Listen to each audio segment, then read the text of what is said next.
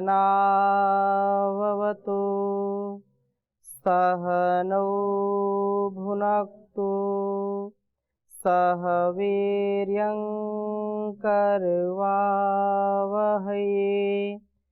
तेजस्विनावधीतमस्तु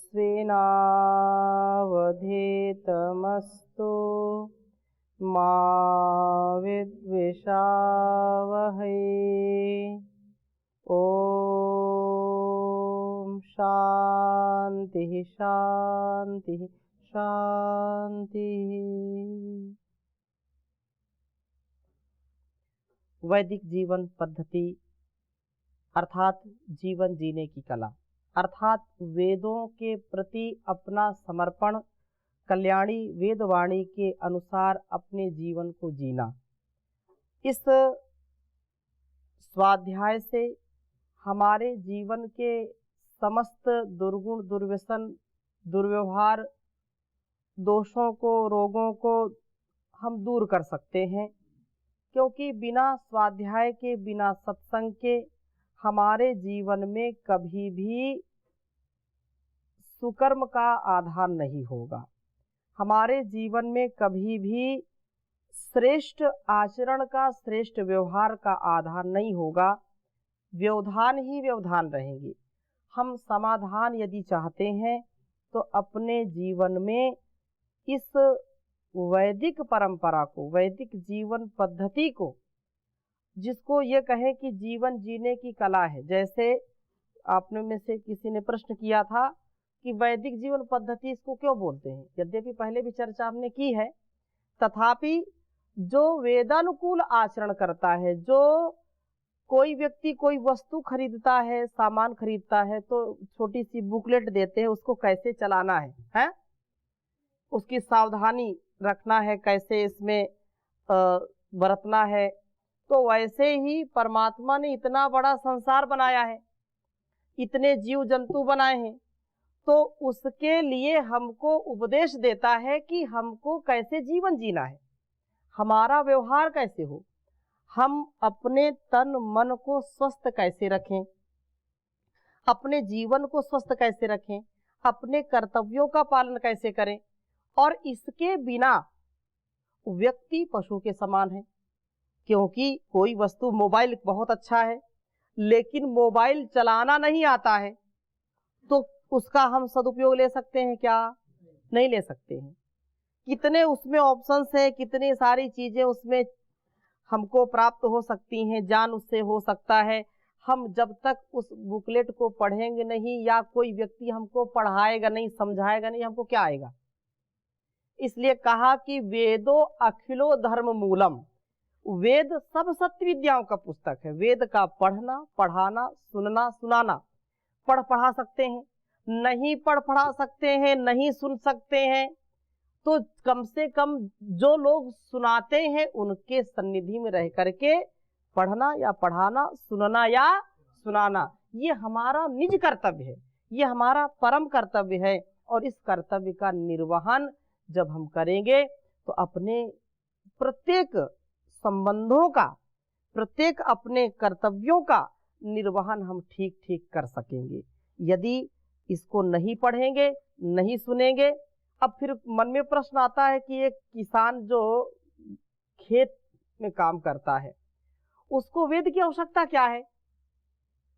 तो वेद तो सबके लिए है ना, सभी मनुष्यों के लिए है, फिर उसको पढ़ाए कौन? तो याद रखिए कि हमारी श्रुति परंपरा है। क्या है ये? श्रुति परंपरा है।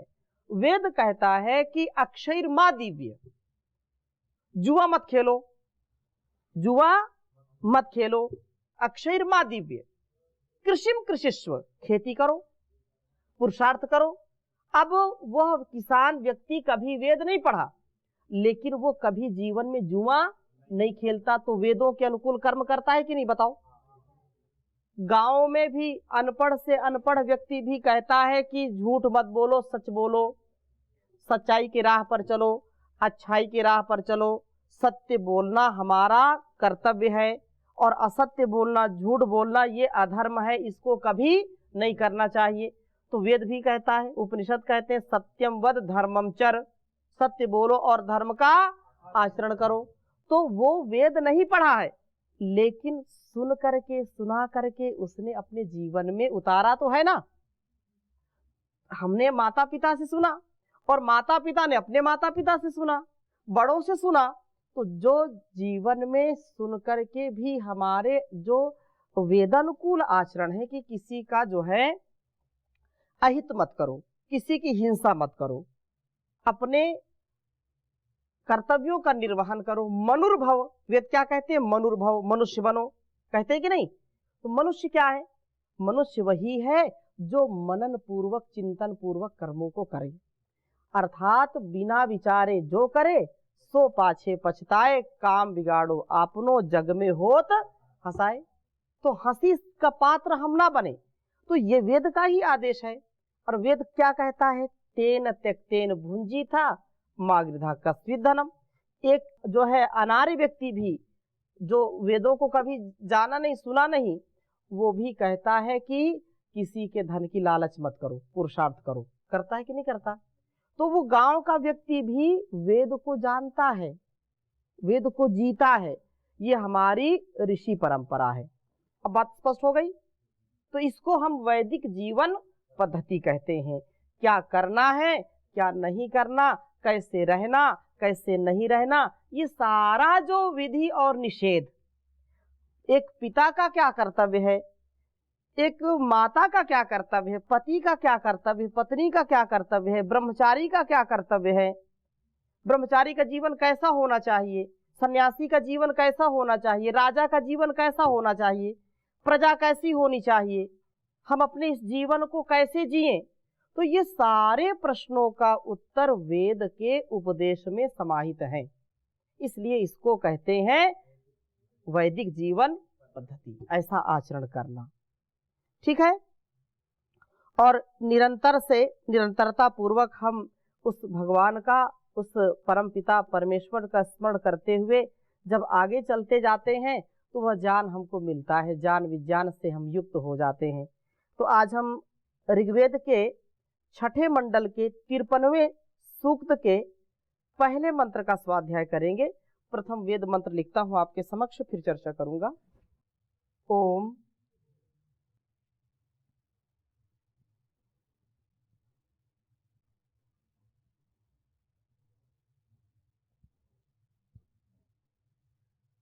वयमुत्वा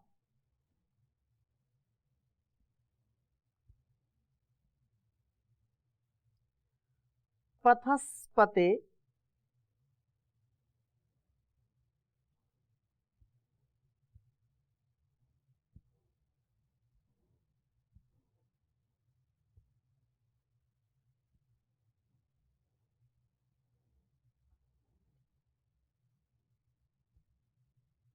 पथस्पते रथम न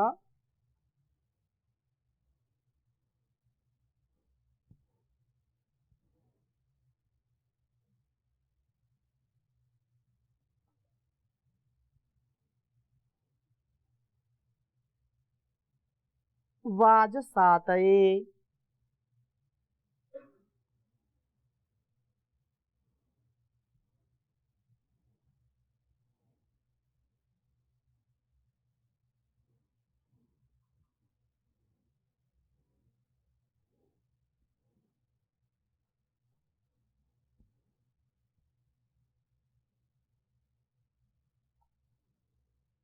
वाजसातये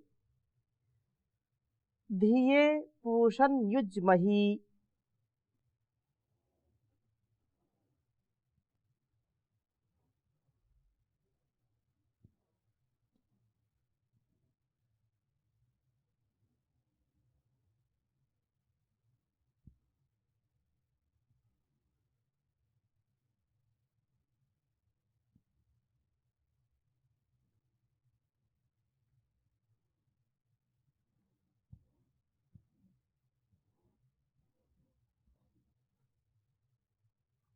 धिये पूषण युज्महि।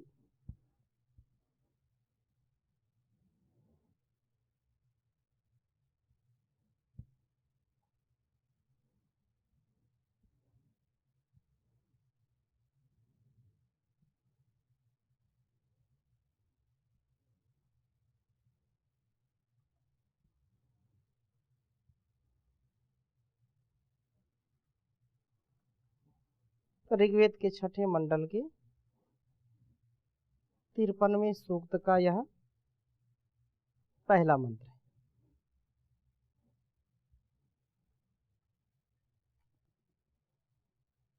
ओम वयमुत्वा पथस्पते रथम नावाजसातये धिये पूषन्युज्महि।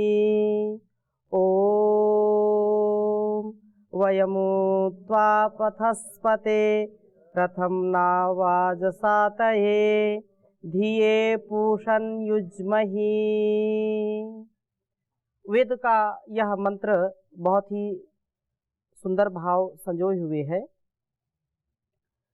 कहा कि हे पथस्पते, वयमुत्वा पथस्पते, अर्थात मार्गों के स्वामी।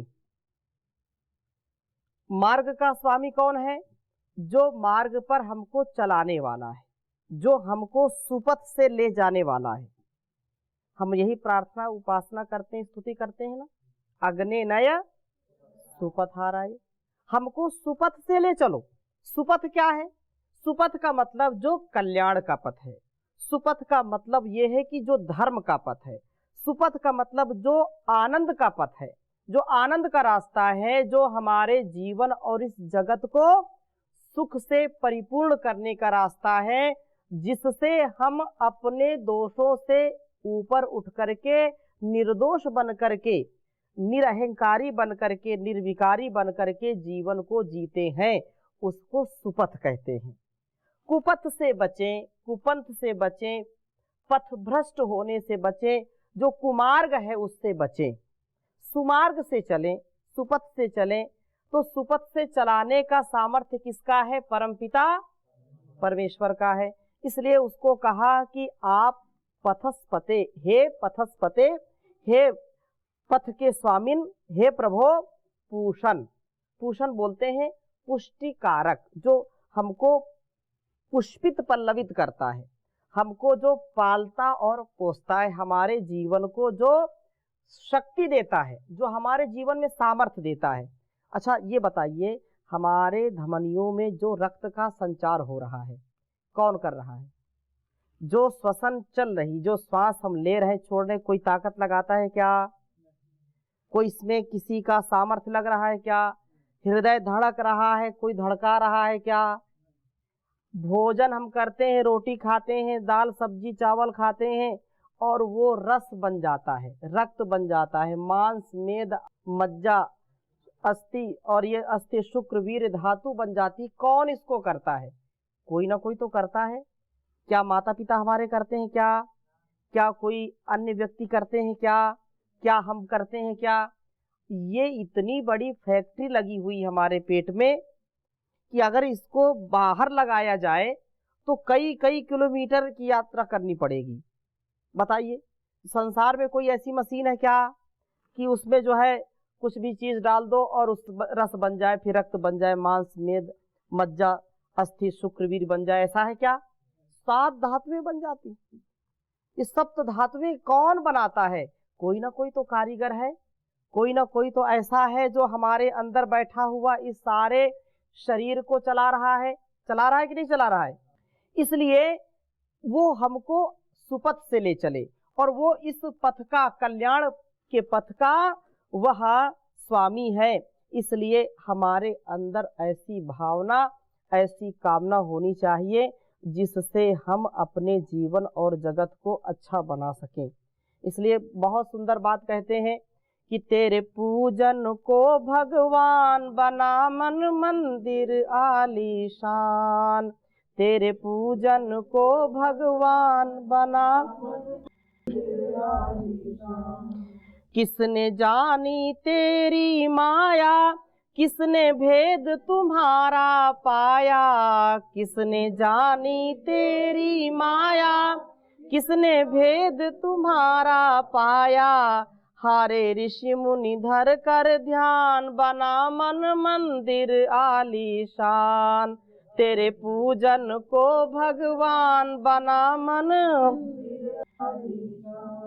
तू ही जल में, तू ही थल में, तू ही मन में, तू ही वन में, तू ही जल में, तू ही थल में, तू ही मन में, तू ही वन में, तेरा रूप अनूप जहान बना मन मंदिर आलीशान, तेरा रूप अनूप जहान बना मन मंदिर आलीशान, तेरे पूजन को भगवान बना मन मंदिर आलीशान, तू हर गुल में, तू बुलबुल में, तू हर डाल के हर पत्ते में, तू हर गुल में, तू बुलबुल में, तू हर डाल के हर पत्ते में, तू हर दिल में मूर्तिमान बना मन मंदिर आलीशान, तेरे पूजन को भगवान बना मन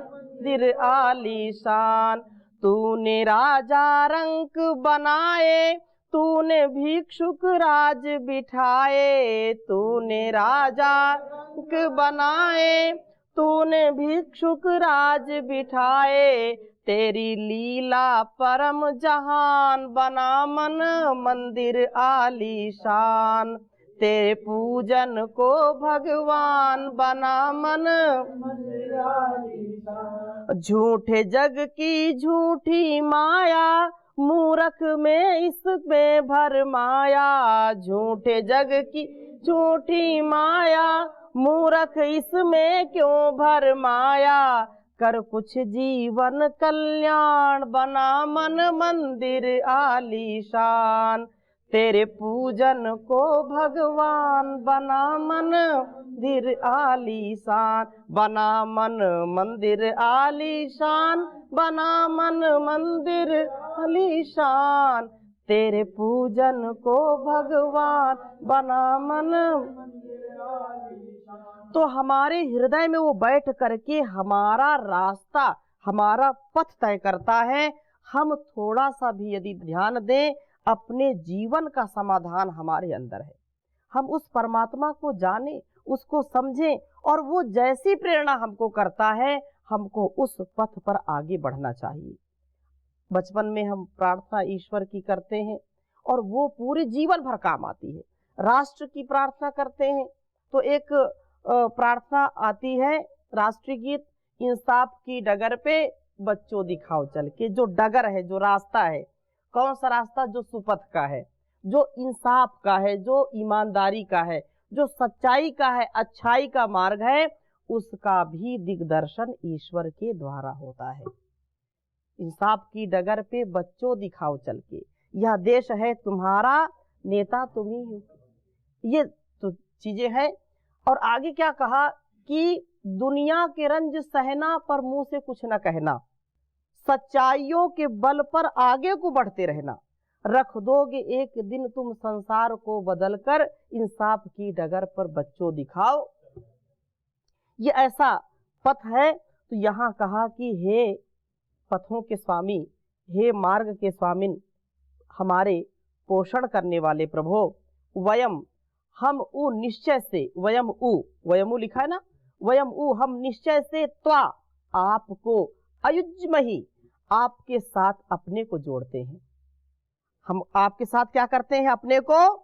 अपने को जोड़ते हैं योग के द्वारा। योग तो ये युजर योगे, युज समाधौ, युज संयम ने, अपने आप को उस परमात्मा से जोड़ने का प्रयत्न करना, अनकंडीशनल सरेंडर। कोई शर्त नहीं। अब कुछ शर्त लगाते हैं, हमको इस बार अच्छे नंबर दिला दो भगवान, हम 2 किलो लड्डू बांटेंगे, है बजरंग बली, इस बार हमको जो है ना बढ़िया अंक दिलाओ, हमको नौकरी दिला दो, हम जो है 1.25 मन का रोट लाल लंगोट चढ़ाएंगे हम। ये ऐसी जो हमको ये कर दो तो हम जो है भोज कराएंगे, भंडारा कराएंगे। ये क्या है? ये शर्त है कि नहीं? और ये पूरी नहीं हुई तो हम खिलाएंगे पिलाएंगे नहीं, है? ये क्या है?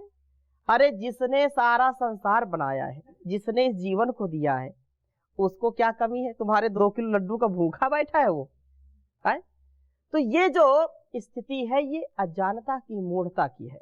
हम उस परमात्मा के प्रति जैसे एक शिशु को माँ संभाल करके रखती है, वैसे वो परम पिता, वो परमात्मा वो जगत माता, वो जगत जननी जगदम्बा हमको सदा संभालने का कार्य करती है।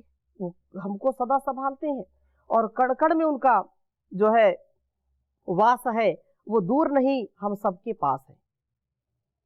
तो हमको जीने की आस है, हमको जीना ही चाहिए, श्रेष्ठ मार्ग पर चलना ही चाहिए। इसलिए कहा कि योग के द्वारा आपके साथ अपना हम संबंध स्थापित करते हैं। हे प्रभु, आप हमको सुपथ से ले चलिए।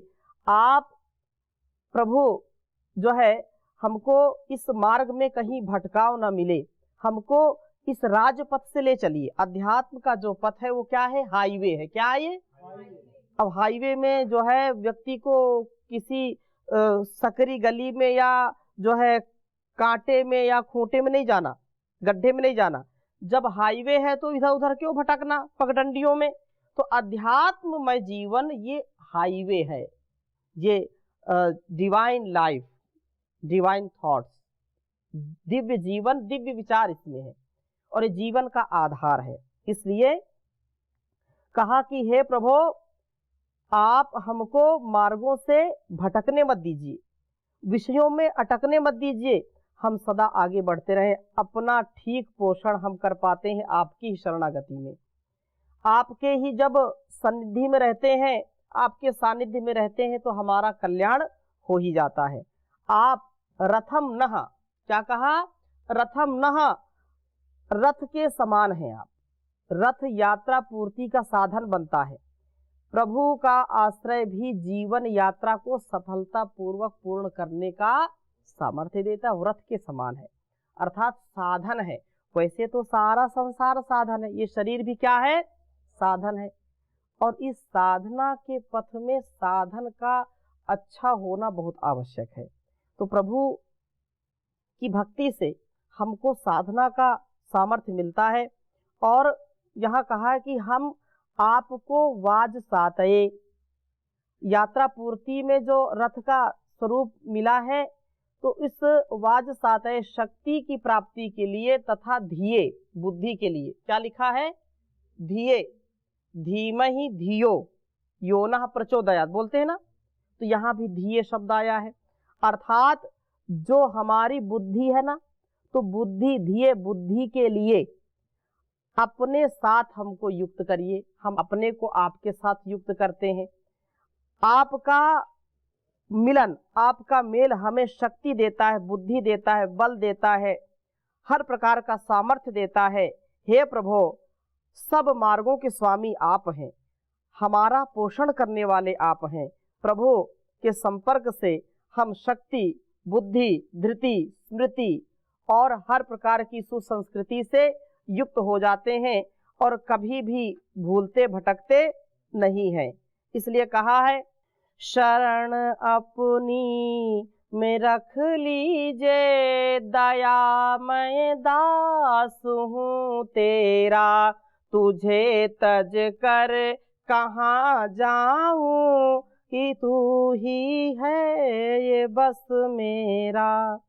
भटकता हूँ मैं मुद्दत से, नहीं विश्राम पाता हूँ, दया की दृष्टि से देखो, नहीं तो डूबता बेड़ा। तो परमात्मा की भक्ति से हम शक्ति पाएंगे। इन्हीं शुभकामनाओं के साथ आज की कक्षा को यहीं पर विराम देते हैं।